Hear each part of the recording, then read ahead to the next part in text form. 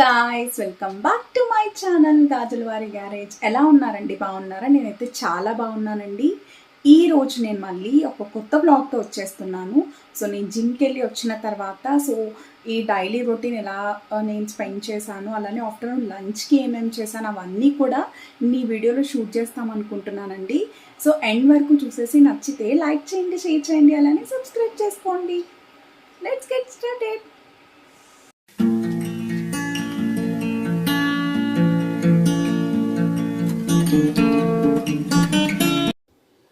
So నేను early morning జిమ్కి అయితే వెళ్తున్నానండి. జిమ్కి వెళ్ళినప్పుడు నేను ఆల్మోస్ట్ ఒక 20 డేస్ నుండి చేస్తున్నాను జిమ్. ఎన్ని కేజెస్ తగ్గానో కూడా నేను చెప్తాను. నేనైతే ముందు చేయాల్సిన ఎక్సర్సైజెస్ అన్నీ చేశానండి. ఇంకా ఇంటికి వచ్చేస్తాననే ముందు నేను సైక్లింగ్ కూడా చేస్తున్నాను. సైక్లింగ్ ఒక 20 మినిట్స్ 25 మినిట్స్ చేస్తాను నేను కంటిన్యూస్గా.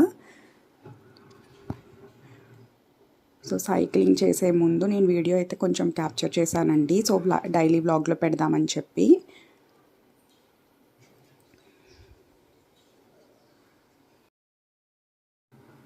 నేను మొత్తం 15 to 20 డేస్లో అయితే 4 కేజెస్ పైనే తగ్గానండి.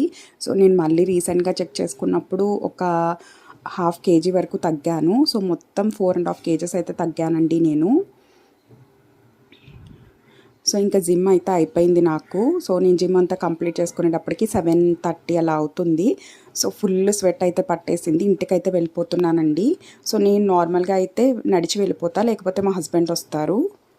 నుంచి వచ్చిన తర్వాత జీరా వాటర్ అయితే నేను బాయిల్ చేసుకున్నానండి. దీంట్లో కొంచెం పుదీనా కూడా యాడ్ చేసుకున్నాను. పుదీనా కూడా మంచిది కాబట్టి నేను ఈ వాటర్ని అయితే తాగేస్తున్నా. ఈలోపు నేను యాక్చువల్గా నాకు ఎగ్ కర్రీ చేద్దాం అనుకుంటున్నా, అలానే కరివేపాకు పొడి చేద్దాం అనుకుంటున్నానండి. దానికి కావాల్సిన ఇంగ్రీడియంట్స్ అన్నీ కూడా నేను అరేంజ్ చేసుకుంటున్నాను. నేను జీరా వాటర్ అయితే తాగేస్తున్నానండి. ఈలోపు నేను హెయిర్ కేర్ కోసం హెయిర్ ఆయిల్ కూడా అప్లై చేసేసాను. హెడ్ బాత్ చేయడం కోసం నేను ఈలోపు కొంచెం హెయిర్కి ఆయిల్ కూడా పడుతుంది కదా అని చెప్పి నేను జిమ్ నుంచి వచ్చిన తర్వాత ఆయిల్ కూడా పెట్టేసినానండి. కర్రీ కోసం ఎగ్స్ అయితే రెడీ చేసుకున్నాను. ఎగ్ బుర్జీ చేద్దాం అనుకుంటున్నాను. అలానే కరివేపాకును కూడా తీసుకున్నానండి. నేను కరివేపాకు పొడి చేద్దాం అనుకుంటున్నాను. నిల్వ ఉండడానికి, అంటే కొంచెం ఎక్కువ రోజులు ఉండడానికి మేము కరివేపాకు పొడి అయితే తింటామండి.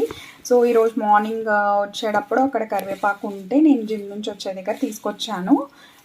ఈ కరివేపాకు మొత్తం కూడా వాష్ చేసి ఆరబెట్టుకున్నానండి. దీన్ని నేను ఇప్పుడు పొడి కూడా చేసేస్తాను. చాలా బాగుంటుంది.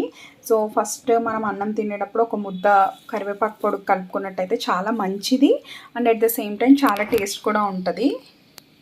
నేను ఇక్కడ బ్రెడ్ ఆమ్లెట్ కింద వేసుకుంటున్నానండి బ్రేక్ఫాస్ట్కి. జీరా వాటర్ తాగేసాను.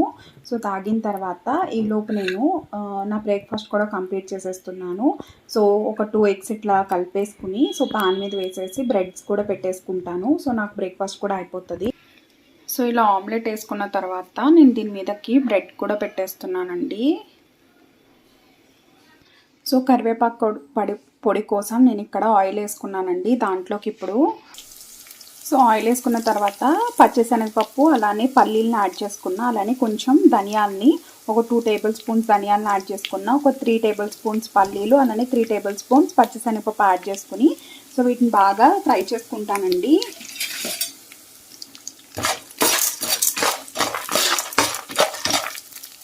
అవి ఫ్రై అయిన తర్వాత నేను ఇక్కడ ఎండుమిరపకాయలు కూడా యాడ్ చేసుకున్నాను.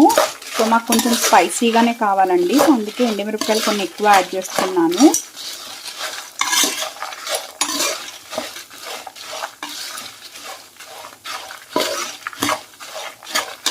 ఇవన్నీ కూడా బాగా ఫ్రై అవ్వాలి. ఇలా ఫ్రై అయిన తర్వాత ఒక 2 to 3 వెల్లుల్లిపాయ రెబ్బలు కూడా యాడ్ చేసుకున్నాను. తర్వాత దీంట్లోకి ఒక లెమన్ సైజ్ అంతా టామరిన్ కూడా యాడ్ చేసుకుంటున్నానండి.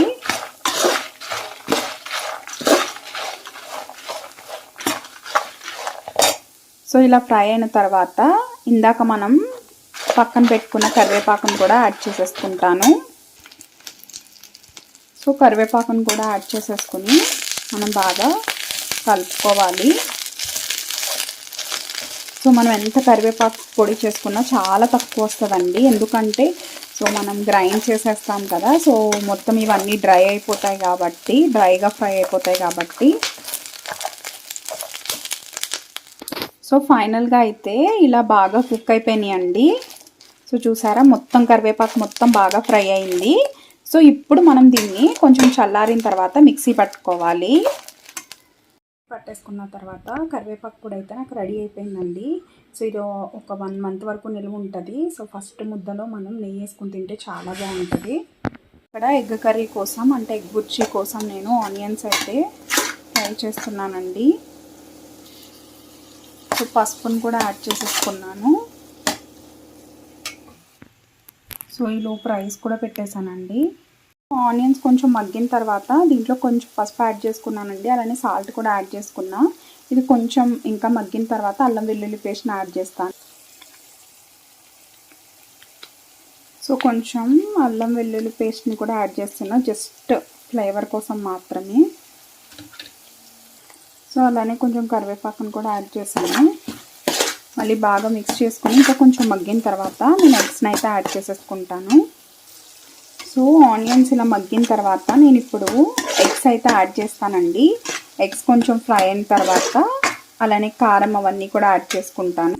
సో ఎగ్స్ కూడా యాడ్ చేసేసుకున్నానండి. సో ఇప్పుడు వీటిని కొంచెం బాగా కలిపేసి కారం అవన్నీ కూడా యాడ్ చేసుకుంటాను. సో ఇలాగా ఎగ్ మొత్తం కలిపేసుకున్న తర్వాత కారం అవన్నీ యాడ్ చేసుకుని ఇలా వాటర్ అయితే యాడ్ చేసుకున్నానండి. సో ఈ వాటర్ బాగా మగ్గే వరకు మొత్తం ఇదంతా కొంచెం డ్రై కింద అయిపోతుంది. డ్రై అయ్యే వరకు మనం బాగా లో టు మీడియం ఫ్లేమ్లో పెట్టుకుని కుక్ చేసుకోవాలి. సో సాల్ట్ తక్కువ అయితే అడ్జస్ట్ చేసుకోవాలి. సో ఈ ఎగ్ బుర్జీ చాలా ఎమ్మీ ఉంటుందండి. రైస్లోకైనా రోటీలోకైనా. ఆయిల్ మొత్తం సపరేట్ అయ్యే వరకు మనం బాగా కుక్ చేసుకోవాలండి. సో లాస్ట్లో ఇంకా మనం స్టవ్ ఆఫ్ చేస్తామని ఒక 5 మినిట్స్ ముందు గరం మసాలా కానీ లేకపోతే చికెన్ మసాలా కానీ యాడ్ చేసుకున్నట్టయితే చాలా చాలా బాగుంటుంది. అలా వేసిన తర్వాత మనం కొత్తిమీరతో గార్నిష్ చేసుకున్నట్టయితే ఎమ్మీ టేస్టీ మనకి ఎగ్ బుర్జీ రెడీ అయిపోయినట్టే.